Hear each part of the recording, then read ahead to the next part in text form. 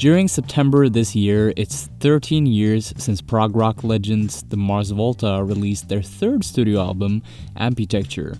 This album marked the final album the band made with drummer John Theodore before he was fired.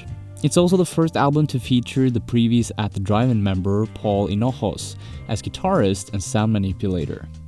Although not regarded as one of their best efforts, the album still managed to capture a unique sound. Instead of the adventurous prog rock and Latin-inspired sound of Deloused in a Comatorium, or the more jazz and ambient-oriented segments of Francis the Mute, the band went ahead and created a middle ground with this one. Overall, it's a much calmer record that takes less chances compared to their previous records. As a guitar player, I love how Omar keeps on using these atypical scales for the prog rock sound on here. It definitely expands your horizons for what's possible. And I'm not kidding, I tried learning some of the songs from this album, and it's one of the most challenging learning experiences I've had in a long while.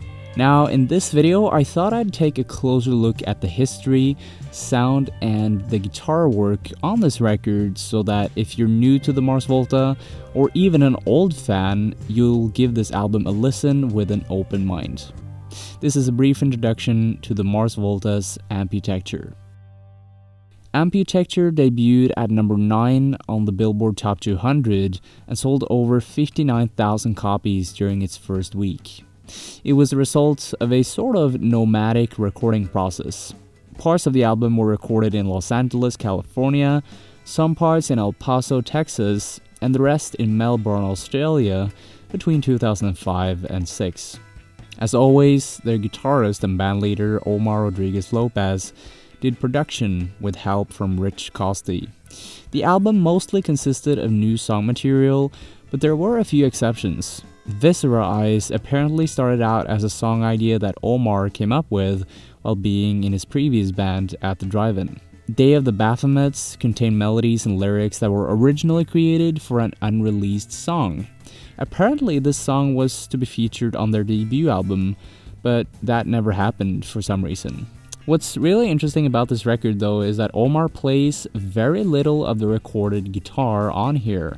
Instead, he got help from the Red Hot Chili Peppers guitarist John Frusciante to do most of the work.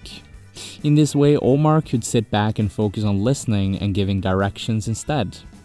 Vocalist Cedric Bixler-Zavala stated that, quote, Omar taught Frusciante all the new songs, and Frusciante tracked guitar for us so Omar could sit back and listen to the songs objectively.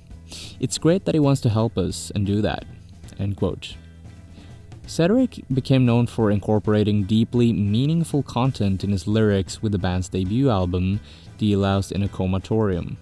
We became familiar with the story of Serpentax, a character that overdoses on drugs and rat poison to then fall into a state of coma.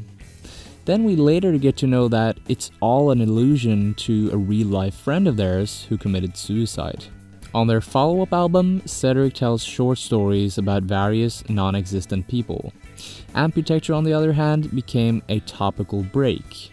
Cedric quite literally referred to the album's writing process as quote-unquote time off.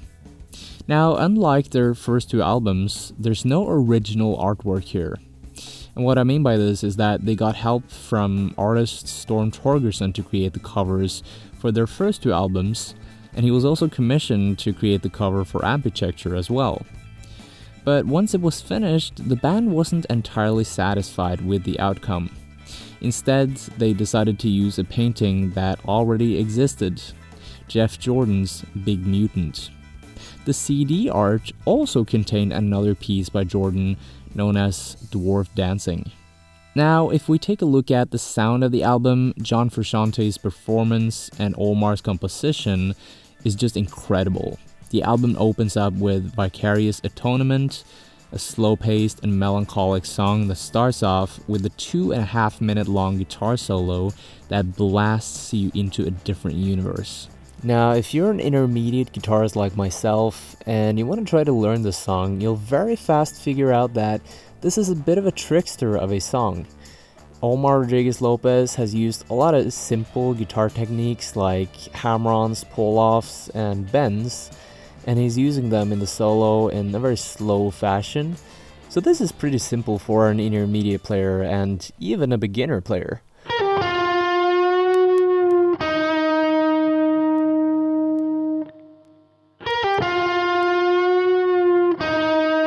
Like I said, it's very simple to begin with.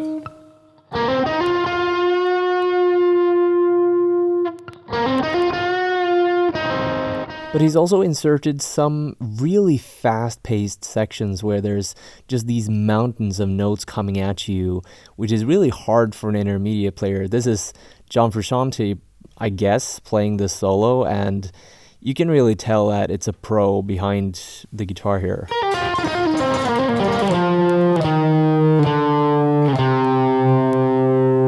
Like, what is that?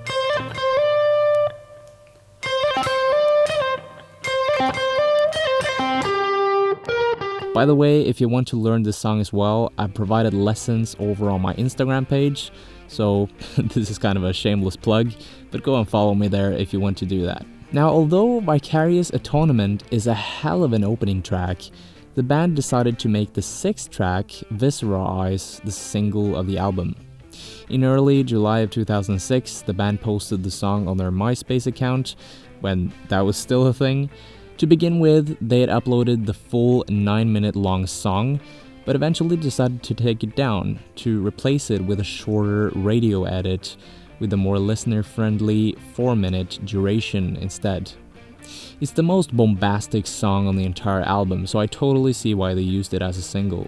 The guitar hook is so badass, the horns dramatize the whole thing, and the drums and bass amplify this hypnotic beat. If James Bond was actually born in Puerto Rico, had a long thick mustache, helped the mafia smuggle sheesh into the US in an action-packed motion picture, then this would be the soundtrack. Around this time, the band was at their peak in terms of live performances. I haven't really been to any other live shows myself, sadly, but after looking through tons of live footage on YouTube, it seems Omar and Cedric would usually flip out on stage the most during their early years. While in the mid-2000s, they kind of stepped down on the performance arch and leveled up their focus on just playing to the best of their ability. There's a recording of their show in Philadelphia back in 2005, a year before this album was released, and they just sounded outstanding. There's another one from when they played in Santa Cruz in August of 2006. Like, these guys really knew what they were doing on stage at this point. Amputechture was kind of a downturn for a lot of fans. First and foremost, a lot of people just thought the album lacked something compared to their previous albums. Not in my opinion, but that seems to be the popular opinion. And then it was the fact that their drummer, John Theodore, was fired from the band sometime after this release. Cedric commented on why they fired John Theodore at the Snatchler podcast back in 2013 and said, quote, "The stupidest move we ever made. At the time, it didn't seem like he was into it, you know? And I just think it really came down to really poor communication skills." The podcast host, Dean Del Rey, then asked, what was he unhappy with? Cedric then answered, quote, "I think just the way it was sort of run in this fascist way, you know? Omar and I are the band. We're on all the photos. And it was really unfortunate now that I can look back in hindsight. We had interesting drummers since then, but it's never been the same. I mean, he's got a strong aesthetic for songwriting, and we didn't utilize that." End quote. Although drummer John Theodore left the band by this point, the band came out with an even stronger effort the year later and just kept on pumping out amazing music. If you've been a longtime fan of the Mars Volta and you've criticized this album, please give it another listen with an open mind. And if you're even new to this band in general, just give it a listen as well, because it's an outstanding album. It just has some of the most amazing solos. It's way out there in terms of creativity and fantasy when it comes to music. It blows barriers away. So make sure you check it out. And yeah, that's about it for today. Thank you so much for watching. I just wanted to let you know at the end here that if you need help with guitar practice, but you're struggling with procrastination, then this free ebook will automatically help you fix that and turn you into the disciplined guitarist you've always wanted to be. It's called the Guitar Master's Secrets. Make sure you download it. It's completely free, and I'll see you on the other side.